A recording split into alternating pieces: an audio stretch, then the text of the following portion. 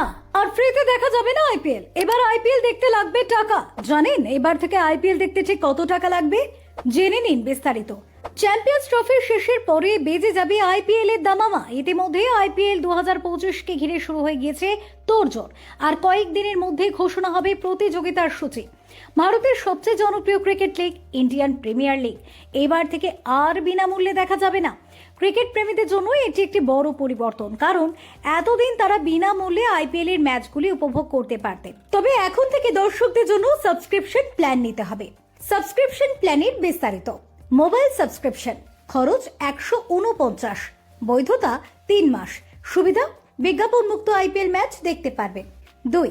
Super plan, খরচ 299, বৈধতা 3 মাস, সুবিধা 2টি টিভি, ল্যাপটপ এবং মোবাইলে আইপিএল ম্যাচ দেখা যাবে। 3.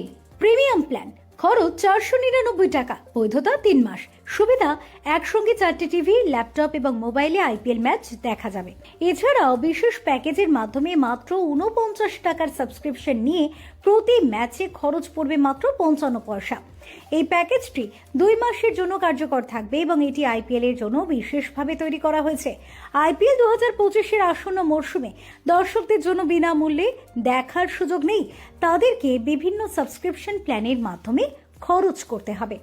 ফেরো রিপোর্ট, TV7 বাংলা।